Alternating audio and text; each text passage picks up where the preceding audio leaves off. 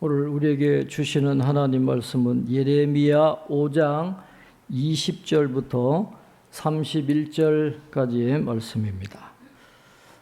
구약 성경 1058면쯤에 있습니다. 예레미야 5장 20절부터 31절까지 한 절씩 교독하겠습니다. 너는 이를 야곱 집에 선포하며 유다에 공포하여 이르기를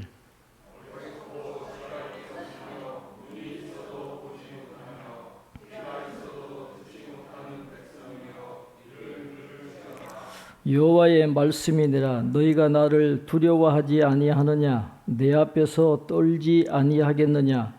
내가 모래를 두어 바다의 한계를 삼되 그것으로 영원한 한계를 삼고 지나치지 못하게 하였으므로 파도가 거세게 이나 그것을 이기지 못하며 뛰노나 그것을 넘지 못하느니라.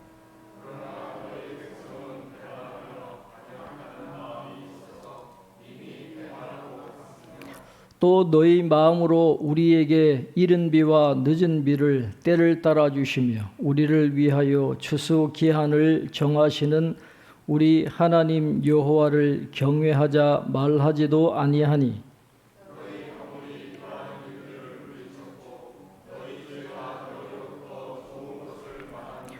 내 백성 가운데 악인이 있어서 새 사냥꾼이 매복함같이 지키며 덫을 놓아 사람을 잡으며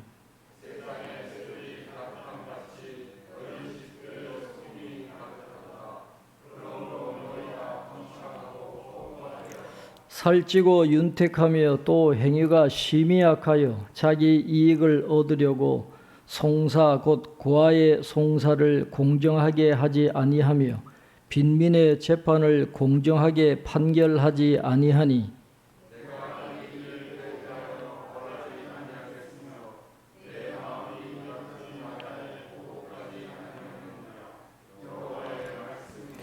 이 땅에 무섭고 놀라운 일이 있도다.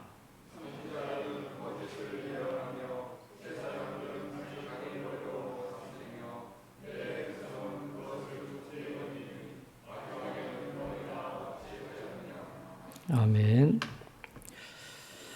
교회 소식 주보를 참조해 주시기 바랍니다.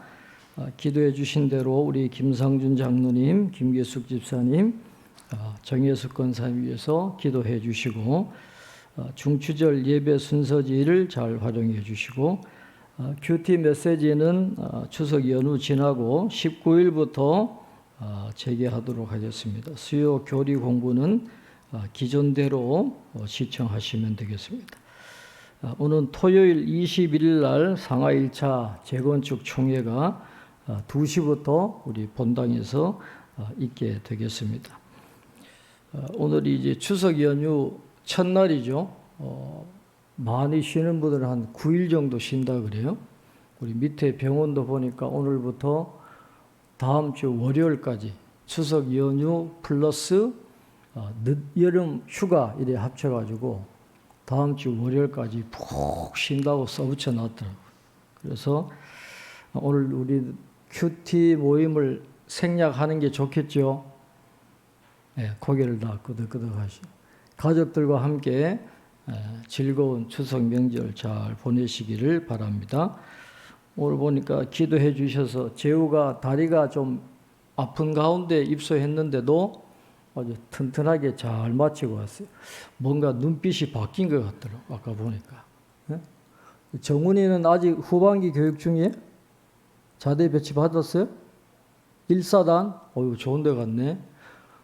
잘 군생활 잘 할 수 있도록 기도해 주시기를 바랍니다. 오늘 예레미야 5장 20절부터 31절까지 마지막에는 어찌하려느냐 굉장히 중요한 그런 도전을 주시는 말씀입니다. 오늘 본문에 보면 이 예레미야 선지자가 이 잠언에 나오는 이 지혜의 전통을 가지고 이스라엘 백성들을 책망하는 그런 말씀이 나오는데 하나님이 그렇게 은혜를 베풀어 주셨는데 그 조상들부터 주신 은혜가 얼마나 큽니까? 그런데도 하나님이 계시지 않는다 그러고 하나님이 계시지 않으니까 그 재앙이 우리한테 올 리가 없다. 이런 어리석은 유다 백성들에게 오늘 하나님께서 예레미야 선지자를 통해서 엄중한 말씀을 주고 있습니다. 그런데 이 말씀을 쭉 읽어보면 오늘 우리 시대를 보는 것 같아요. 예레미야 당시의 그 유다 사회가 우리 사회하고 지금 우리 대한민국 우리가 살아가는 이 현실하고 차이가 없습니다. 굉장히 두렵고 떨리는 마음으로 우리가 하나님의 말씀을 잘 경청해야 되겠습니다. 오늘 20절, 21절에 보면 너는 이를 야곱 집에 선포하며 유다에 공포하여 이르기를 어리석고 지각이 없으며 눈이 있어도 보지 못하며 귀가 있어도 듣지 못하는 백성이여 이를 들을지어다. 그렇게 말했어요. 하나님의 말씀을 듣는 것 자체가 여러분 복이 아닙니다. 어떤 분은 그러더라고요. 자기가 성경을 100번 읽었는데도 믿음이 안 생긴대요. 성경을 100번 통독을 했는데도 신앙이 생기지가 않더라는 거예요. 여러분 그냥 하나님 말씀을 그냥 읽고 그냥 듣는다라고 해서 그 자체가 우리에게 복이 되는 건 아니에요. 한 말씀을 들어도 깨달음이 있어야 되고 그 말씀을 통해서 삶이 변화되고 실생활에 적용할 때 그 말씀이 우리에게 복이 되는 거지 한 귀로 듣고 한 귀로 흘려버리면 성경 100통 통도가 아니라 200번 읽어도 요만한 믿음도 생기지가 않는 거예요. 아무리 하나님이 예레미야 선지자를 통해서 수많은 예언자 선지자들을 통해서 회개하라고 돌아가라고 그렇게 말씀하셔도 이 어리석은 유다 백성들은 지각이 없고 눈이 있어도 보지 못하고 귀가 있어도 듣지 못하니까 말씀을 들어도 깨닫지를 못하고 삶에 적용을 못하는 이 어리석은 백성들을 하나님이 안타까워하시면서 또 예레미야를 통해서 또 말씀을 하시는 겁니다. 이를 들을지어다. 뭘 들으라고 말씀합니까? 자, 우리 22절 한번 우리 같이 읽겠습니다. 22절입니다.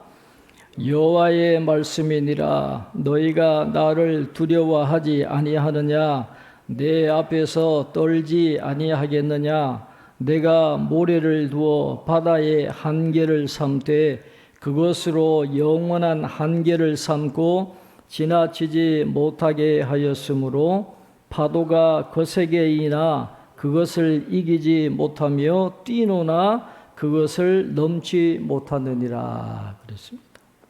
하나님이 없다 그러고 하나님이 아무리 책망의 말씀을 선포하셔도 들은 척도 하지 않고 하나님 앞에 두려워 떨지도 않는 이 유다 백성들에게 하나님이 지금 예레미야 선지자를 통해서 이 바다의 예를 가지고 너희들이 나를 두려워해야 할 이유가 있다라는 걸 보여주는 거예요.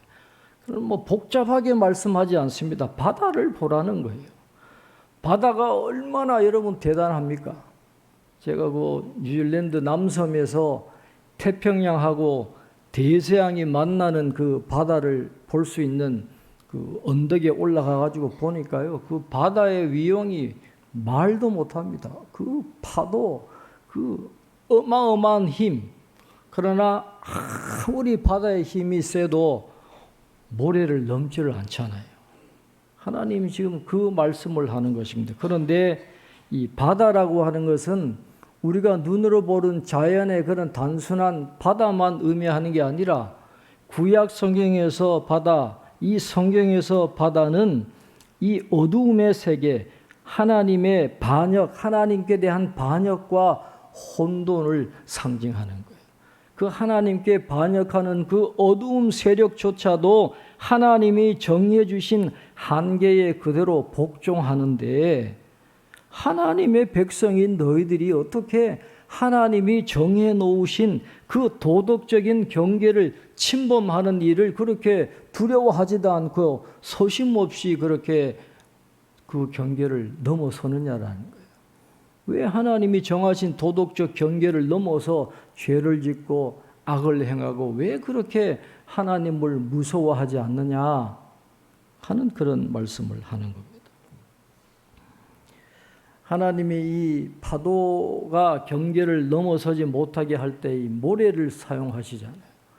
거대한 산이라든지 큰 바위 그런 것들로 뭐 몇십 톤 되는 그런 바위를 가지고 막는 게 아니라 이 결집력이 하나도 없어요. 모래는 얼마나 약합니까? 손에 얹으면 손가락 사이로 다 빠져나가는 이 결집력 없는 이 모래를 가지고 이 거대한 파도가 넘어오지 못하게 막으시는 그 하나님의 권능의 기묘함을 볼 때 하나님을 두려워하지 않겠느냐라는 거예요. 그런데도 유다 백성들은 하나님이 없다 그러고 하나님의 책망의 말씀을 들은 척도 안 하고 두려워하지도 않고 경외하지도 않는 그런 모습을 보여주고 있는 것입니다. 그리고 23절에 보니까 그러나 너희 백성은 배반하며 반역하는 마음이 있어서 이미 배반하고 갔으며 그렇게 말해요. 이 바다 하나만 보더라도 하나님을 두려워해야 되고 하나님 앞에 떨며 경외하며 하나님을 예배하고 하나님을 의지하고 하나님께 순종하는 그런 삶을 살아야 되는데 그러나 반대로 가는 거예요. 하나님의 말씀에 순종하지 않고 배반하고 이 반역한다라는 말은 이 소레르라는 단어를 쓰는데 이것은 하나님으로부터 등을 돌리기로 작심을 하고 돌아섰다 하는 그런 뜻이에요. 의도적으로 작심하고 하나님께 등을 돌리려고 작심하고 돌아서는 의도적으로 하나님을 무시하는 이 죄를 범하는 바다도 이 어둠의 세력도 한계를 넘어서지 않는데 하나님의 백성들이 하나님의 정하심을 배반하고 반역하는 이 모습을 볼 때 하나님이 얼마나 지금 기가 막히시는 거예요. 말도 안 되는 이 현실을 보시면서 하나님의 마음이 지금 말도 못하게 아프고 고통스럽다라는 것을 말씀을 하고 있습니다. 하나님을 배반하니까 24절에 보면 또 너희 마음으로 우리에게 이른 비와 늦은 비를 때를 따라 주시며 우리를 위하여 추수기한을 정하시는 우리 하나님 여호와를 경외하자 말하지도 아니하니 그렇게 말씀하고 있어요. 이른 비와 늦은 비 잘 아시는 것처럼 이른 비는 가을에 오는 비입니다. 팔레스타인에 이제 가을에 내리는 비가 이른 비예요. 그 다음에 다음 해 봄에 내리는 비가 늦은 비입니다. 그래서 가을에 비가 와야 되고 또 늦은 봄에 비가 잘 와야 이게 열매가 맺히고 추수를 하게 되는데 이 이른 비와 늦은 비를 누가 주었다고 생각하는 거예요? 하나님이 주셨다고 생각하지 않고 바알이 주셨다. 뭐 다른 신이 주셨다. 아니면 우연이다. 이렇게 생각을 했다라고 하는 것입니다. 성경은 분명하게 말씀하죠. 여호와를 경외하는 것이 지식의 근본이다 그랬어요. 지혜는 여호와를 경외하는 것에 있습니다. 그런데 의도적으로 하나님을 알려고 하지 않는 것이 성경이 말하는 어리석음의 핵심이에요.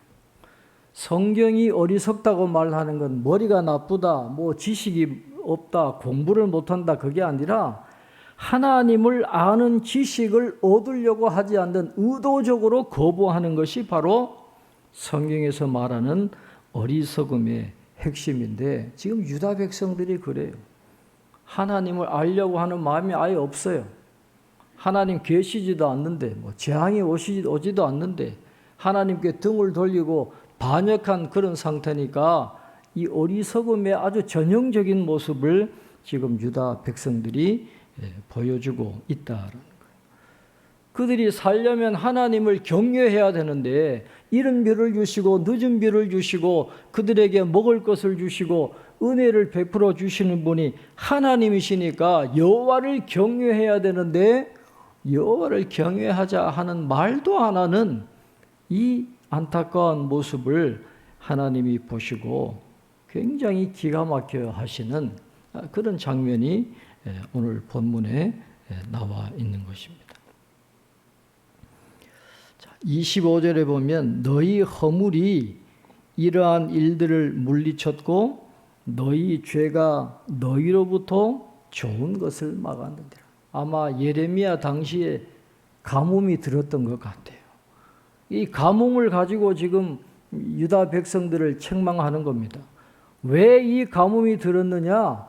이른 비와 늦은 비를 주시고 결실하게 하시는 것이 하나님의 은혜인데 그 하나님의 은혜를 잊어버리고 배반하고 반역하고 하나님 앞에서 두려워 떨지 않고 경외하지 않는 너희들의 죄와 허물이 이 좋은 걸 막았다는 것. 이른 비와 늦은 비를 하나님이 내리지 아니하심으로 가뭄이 일어났다라고 하는 것을 지금 이 예레미야 선지자가 말씀을 하고 있는 것입니다.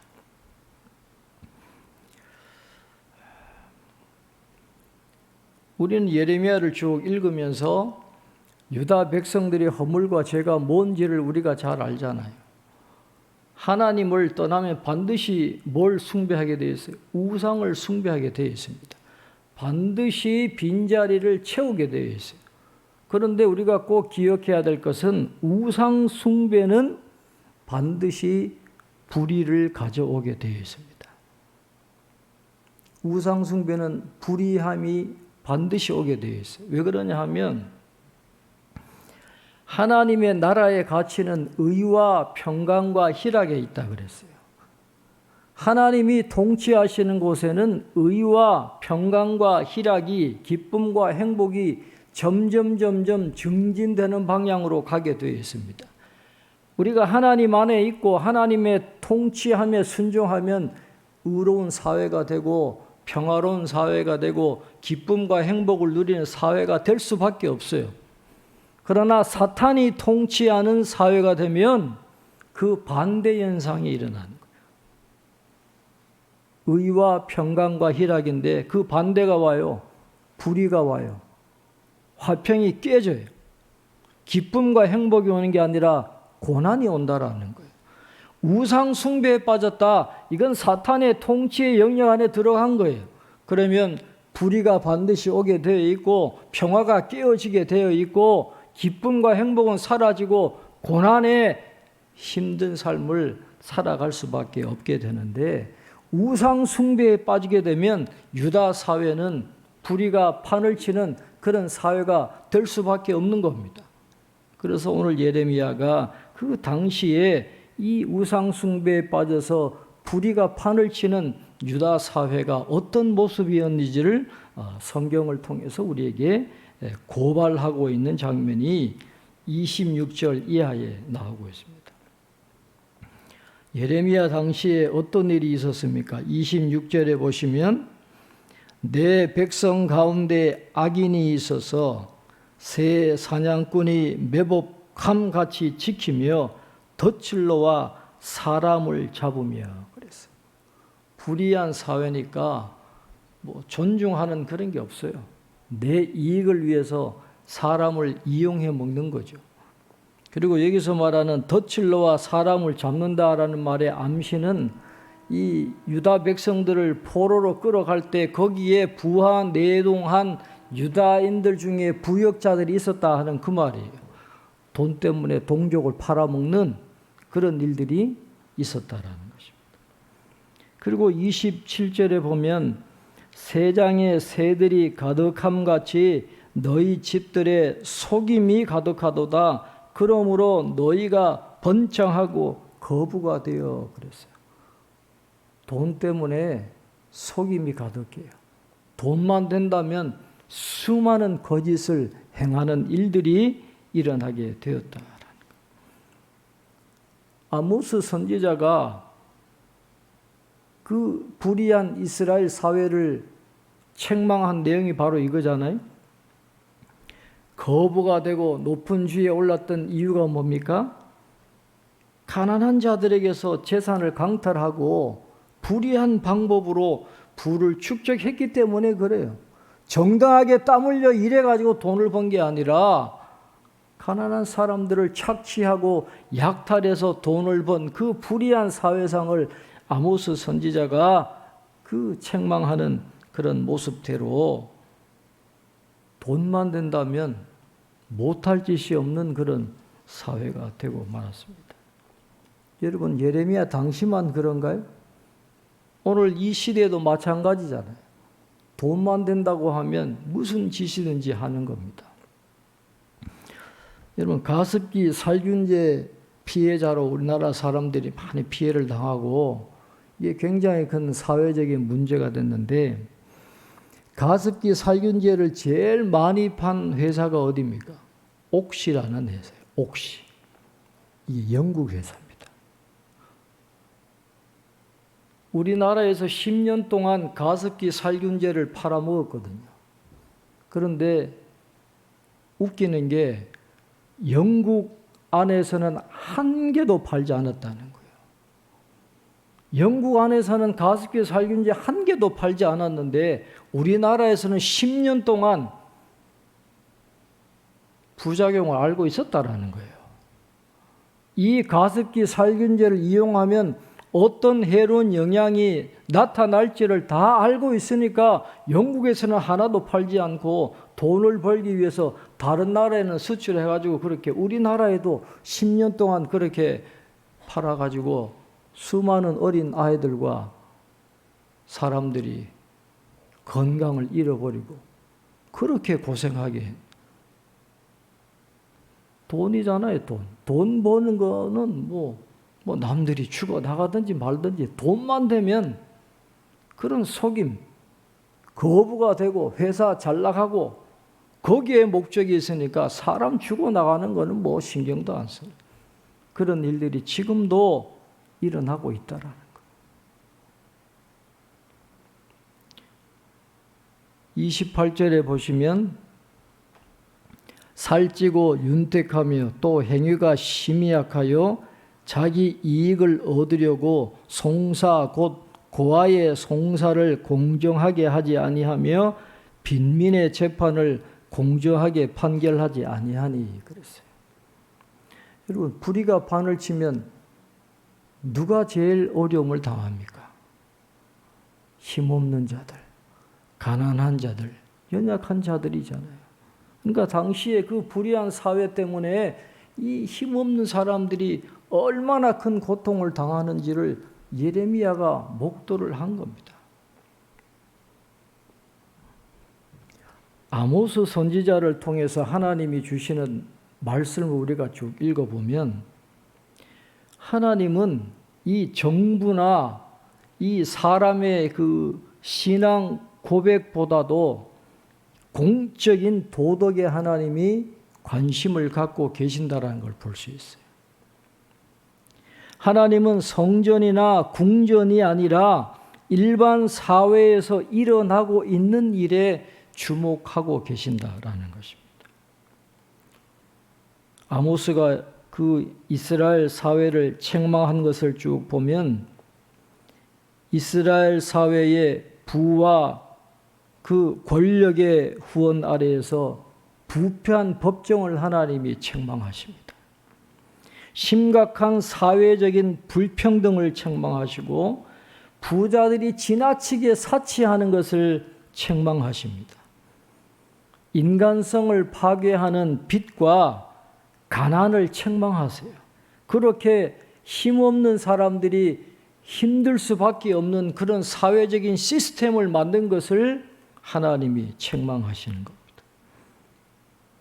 그리고 재산을 빼앗기고 고통당하는 그 가난한 자들을 하나님이 보신다라는 거예요. 하나님의 마음이 어디 있느냐? 성전에, 궁전에 아니에요. 사회에서 불의로 고통당하는 그 사람에게, 그 사람들에게 하나님의 눈이 있고 예수님의 눈이 거기에 있는 거예요. 예수님의 마음이 거기에 있는 거예요. 그래서 우상 숭배가 횡행하게 되면 반드시 약자들이 고통을 받게 되어 있습니다. 그래서 성경은 이 성적인 부정행위보다도 사회 경제적인 악을 비난하는데 훨씬 더 많은 비중을 둬요. 율법서나 예언서나 지혜서를 봐도 약자들이 고통당하는 것을 하나님이 가장 마음 아파하신다는 걸 우리가 알 수 있게 되는 것입니다. 당시가 그랬어요. 하나님의 눈이 거기 있으니까 하나님이 뭐라고 말씀하십니까? 우리 29절 우리 한번 같이 읽겠습니다. 내가 이 일들에 대하여 벌하지 아니하겠으며 내 마음이 이 같은 나라에 보복하지 아니하겠느냐 여호와의 말씀이니라. 불의가 판을 쳐서 사회적인 약자들이 고통받는 이 사회를 하나님이 과연 계속 두고만 보시겠냐라는 거예요. 내 마음이 이 같은 나라에 보복하지 아니하겠느냐. 지난주에 제가 한 포럼에 참석을 했는데 거기에 그 패널로 참석한 분 중에 한 분이 권수영 교수님이라고 연대 신학대학 상담학 교수님이 계세요. 그분이 이런 말씀을 하시더라고요. 지금 우리나라가 인구 절벽 때문에 이 출산율이 너무 줄어드니까 이거 몇십 년 지나면 한국이 지금 소멸하게 생겼다. 인구에 대해서는 사람들이 많이 이야기를 하는데 그보다 더 위험한 게 있다는 거예요. 세계적인 심리학자나 상담학자나 이 정신과 이 전문가들이 이구동성으로 한국을 보면서 경고하는 한마디가 있대요. 한국인들의 지금 정신건강이 매우 심각하니까 이 문제를 해결하지 않으면 한국에는 큰 어려움이 닥칠 것이다. 인구가 소멸하는 문제 이전에 이 정신적인 문제를 해결하지 않으면 한국 사회는 걷잡을 수 없는 그런 혼란에 빠지게 될 거다. 그렇게 이구동성으로 그렇게 경고를 하고 있답니다. 이 교수님이 이야기하기를 이 우리나라의 국민들 마음속에 이 울화가 가득 차 있대요. 여러분 우라통이라는 말 아시잖아요? 우리 이 대한민국을 지금 살아가는 우리 국민들 마음속에 이 울화가 가득한데 이걸 풀 길이 없잖아요. 해결할 길이 없는 거예요. 그러니까 이 울화가 뭐로 갔느냐 지금 분노로 가 있다는 거예요. 분노로. 그래서 우리 국민 모두의 마음속에 지금 분노로 가득 차 있는데 이게 언젠가 도화선이 터져서 터져버리면 감당할 수 없다. 여러분 프랑스의 그 청년들이 그 이민자 출신들이 경제적으로 어려우니까 막 불 지르고 폭동하는 거 좀 보셨잖아요. 뭐 노란 조끼 입고 뭐 하는 그런 것들. 한국도 그게 남의 일이 아니다. 여러분 우리 사회는 이구동성으로 하는 말이 그래요. 무한한 경쟁 사회이기 때문에 우리나라는 참 살기가 어렵다는 거예요. 자살률 세계 1위. 결혼할 생각을 안 해요. 애 키울 자신이 없으니까 애를 안 낳아요.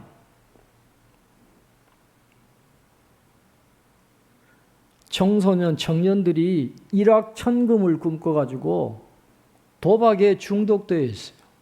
청소년들부터. 또 마약에 중독되어 있는 그런 사회고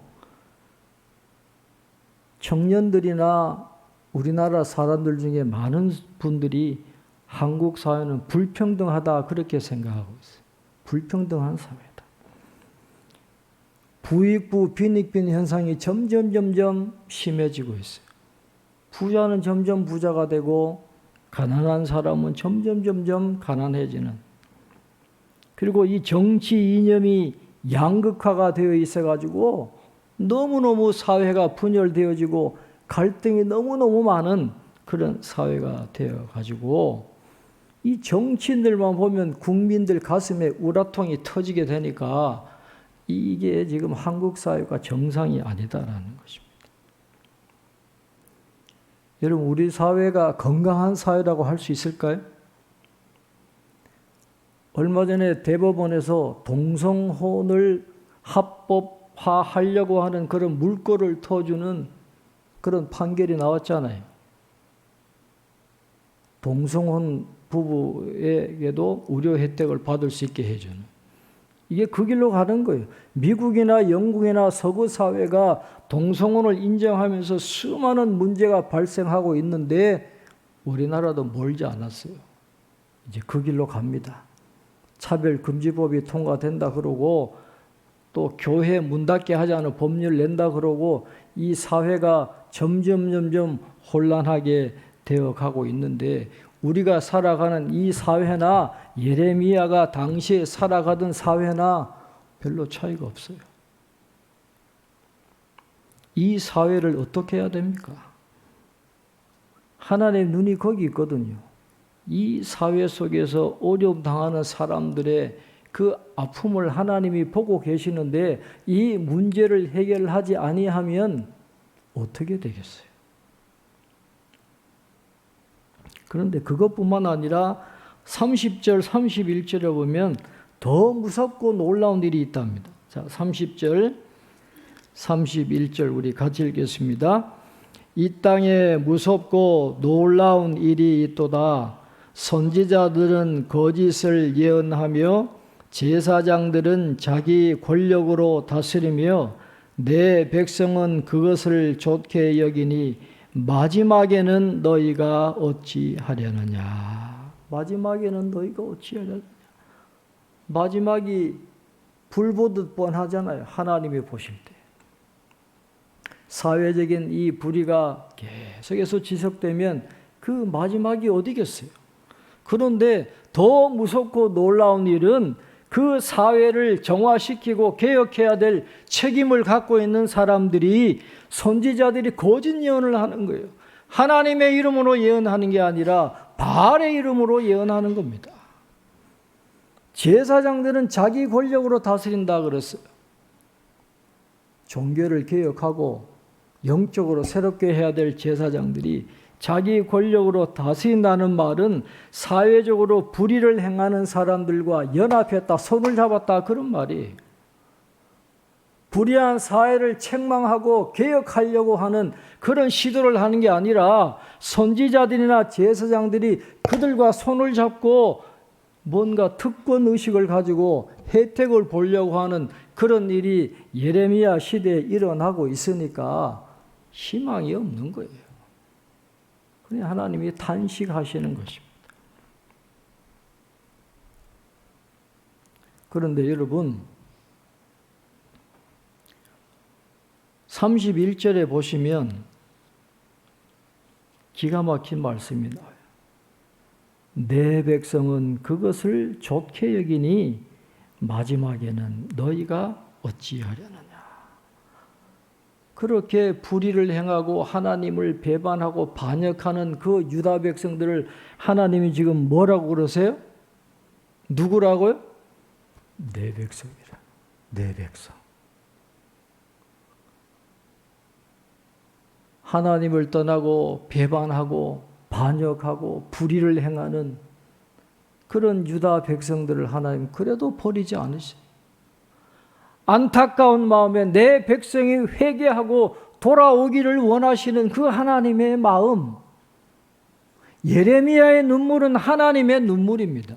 예레미야의 고통은 하나님의 고통이에요.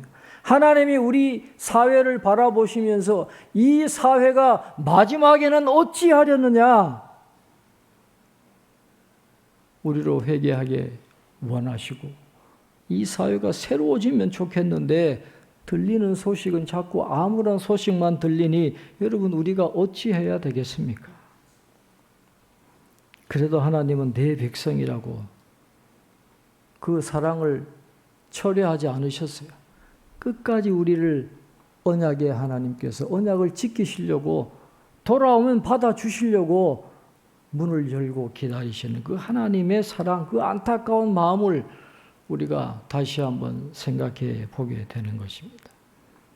그래서 오늘 이 예레미야가 이 말씀을 하면서 염두에 둔 성은 예루살렘이지만 그러나 오늘 이 시대의 현대 도시들에서 일어나는 모든 일을 보면 그 현대 도시들에 하는 말씀이에요.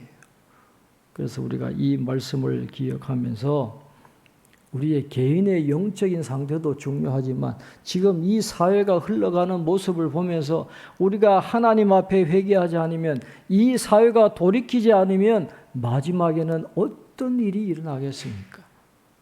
그러니까 우리가 다시 한번 깨어서 경성하면서 우리가 개인적으로 의롭게 살고 하나님 의지하고 순종할 뿐만 아니라 이 대한민국 사회가 좀 바뀔 수 있도록 이 사회를 위해서 우리가 기도할 필요가 있습니다. 더 이상 악이 횡행하지 않도록, 불의가 이 판을 치지 않도록 하나님의 통치하심이 임해서 의와 평강과 희락이 이 땅 가운데 증진될 수 있도록 우리가 이런 기도 제목을 가지고 기도함으로 이 한국 사회가 변화되고 우리 한국 교회가 변화되고 우리의 심령이 변화되는 그런 놀라운 은혜가 있기를 주님의 이름으로 축원합니다. 기도하겠습니다. 하나님 아버지, 내 백성 유다를 향하신 하나님의 그 안타까운 마음과 그들을 향한 그 사랑을 오늘 말씀을 통해서 다시 한번 깨닫게 됩니다. 하나님 아버지, 이 예레미야 선지자를 통해서 주신 이 말씀이 우리가 살아가는 이 대한민국 사회에도 해당되는 말씀이기 까닭에 우리가 먼저 회개할 뿐만 아니라 이 나라와 이 민족이 하나님 앞에 더 이상 잘못된 길로 가지 않도록 위에서 기도하는 죄들 되게 도와주시고, 한국교회가 먼저 깨끗하여지고 이 민족을 선도해 가는 역할을 회복할 수 있도록 한국교회를 위해서 기도하는 죄들 될 수 있도록 축복해 주시옵소서. 하나님을 떠나면 길이 없습니다. 하나님의 통치하심 안에 있을 때 의와 평강과 희락이 넘쳐나게 될 줄로 믿사오니 우리 개인과 우리 가정과 우리 교회가 또한 이 나라와 이 민족이 하나님의 다스림 가운데 의와 평강과 희락이 충만하게 되는 축복이 있도록 은혜를 더하여 주옵소서. 감사하고 예수님 이름으로 기도하옵나이다. 아멘.